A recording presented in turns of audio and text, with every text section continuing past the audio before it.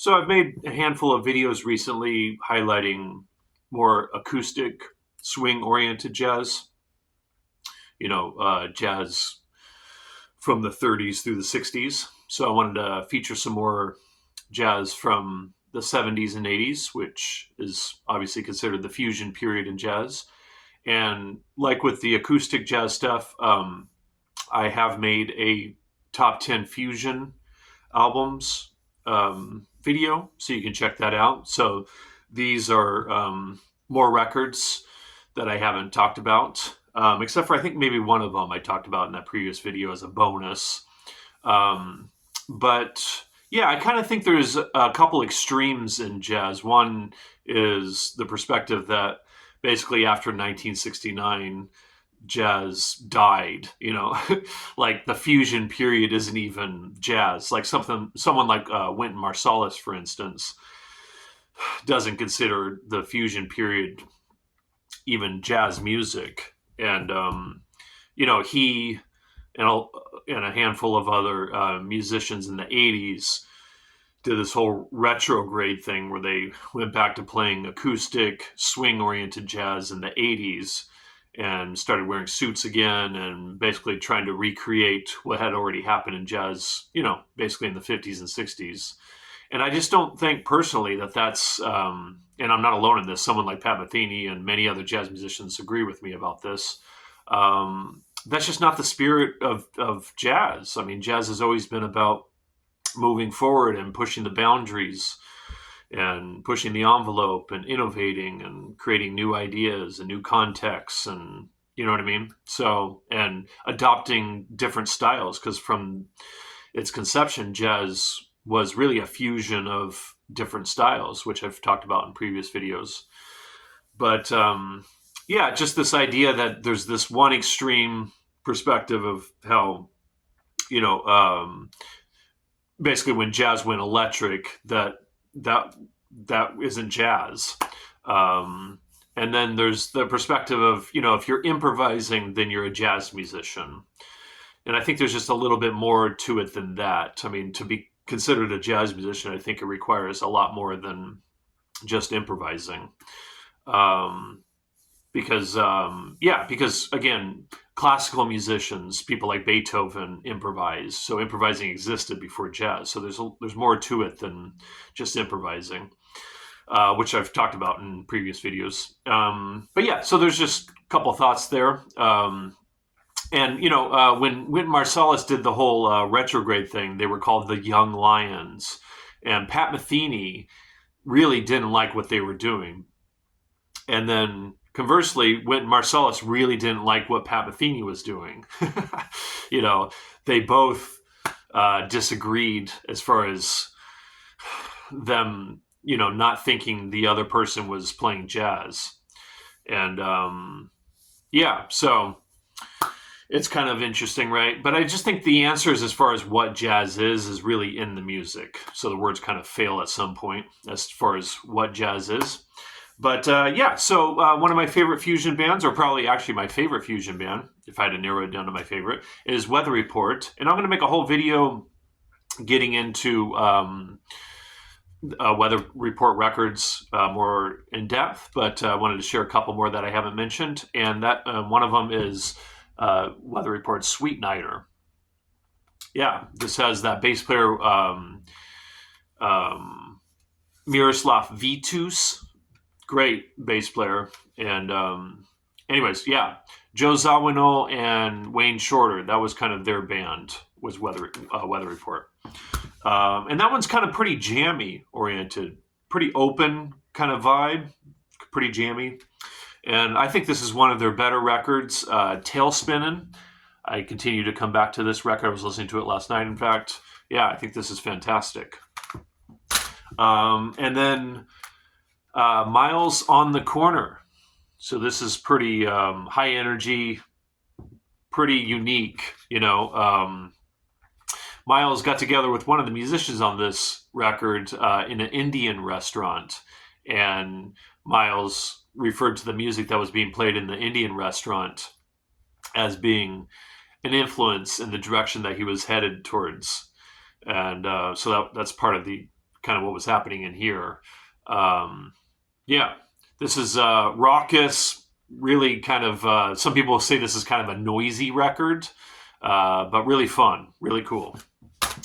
And, I don't know that Pat Metheny would consider himself a fusion musician per se, but he was certainly part of the jazz musicians that started adopting electric kind of sounds and also straight grooves. And I think that's really a couple of the things that really separate the fusion period from the previous styles of jazz is the fact that it was mostly based on straight grooves and, electric instruments. Guitarists started playing solid body guitars and bassists started playing solid body basses and drummers started playing larger kits that funk and rock drummers were using.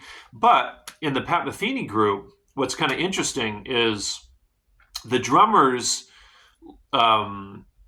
specifically on kind of like the ECM sound, they weren't necessarily playing rock and funk grooves. They were straight grooves, but they were kind of jazz straight grooves. Kind of really even hard to say what they are. I mean, that's kind of how I would describe them, as kind of jazz straight grooves rather than a rock straight groove. Anyway, so I think that these two records kind of exemplify that. And Pat Metheny's group record, and I've heard some people refer to this as the White Album. But yeah, this is fantastic. And then also Pat Metheny's record, Watercolors.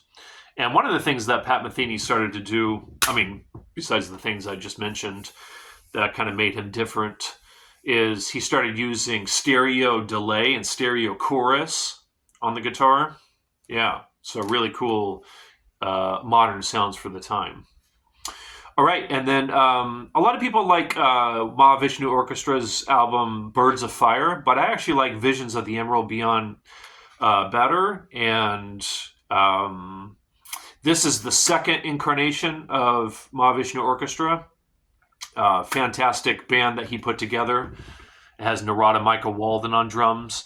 And one of the tracks on here, John McLaughlin plays duo with Narada Michael Walden. And McLaughlin, I've heard it both ways, uses a ring modulator pedal, which I also use. I've made a video about that on the channel here. But yeah, really cool. And then Jeff Beck's Wired. I think I might have mentioned this in the bonus section of my top 10 fusion albums. But yeah, this is really great. Again, this has Narada Michael Walden on drums and has Jan Hammer on keyboards. And I could totally see somebody saying, Jeff Beck isn't really a fusion guitarist or a jazz guitarist. And I totally get that. I think out of Jeff's discography, though, this really exemplifies what the fusion era was about. Jan Hammer was a straight-ahead jazz keyboard player. He's on this, and Narada Michael Walden was very much a fusion drummer. And they play a Charles Mingus tune, Goodbye Pork Pie Hat, and which is a jazz tune. And so, yeah, this really sounds very much like a 70s fusion record. So I wanted to include it because this is great. One of my favorite. This one and Blow by Blow are my two favorite Jeff Beck records. All right, and then after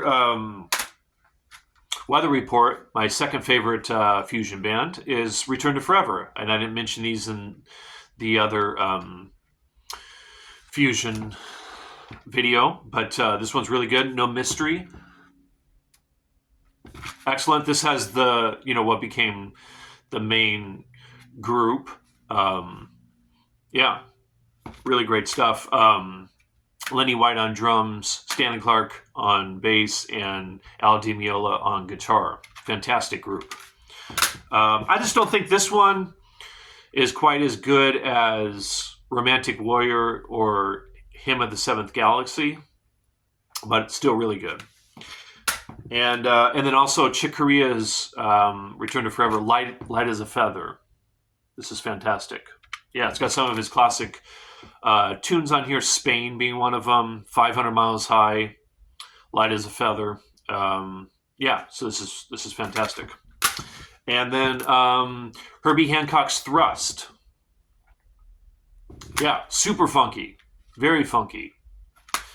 And then 80s, one of the main 80s groups that emerged after Return to Forever, Chick Corea put together the Electric Band. And so Chick Corea's Electric Band Light Years. And this is, super 80s sounding. And it kind of reminds me of like, what was it, Beverly Hills Cop movie or movies. It sounds like it could have been in one of those movies from the 80s. Some people don't like this one as much as others from this discography, from the Electric Band discography, but I like this. I kind of dig the 80s sound. And then also from the 80s, Chick Corea Electric Band, Eye of the Beholder. Yeah, this is really fantastic. It does, start flirting with smooth jazz, but it's so, the playing on it is just got edginess to it, and I don't know, it's not quite smooth jazz, but it has some flavors of it, and then I got this one not that long ago. Like 3 years ago I got it. Wayne Shorter's Atlantis. So if you haven't checked this out and you like Wayne Shorter, this is killer. Very compositional, heavy compositional material on this, but fantastic. So yeah, so there's some 70s and 80s fusion.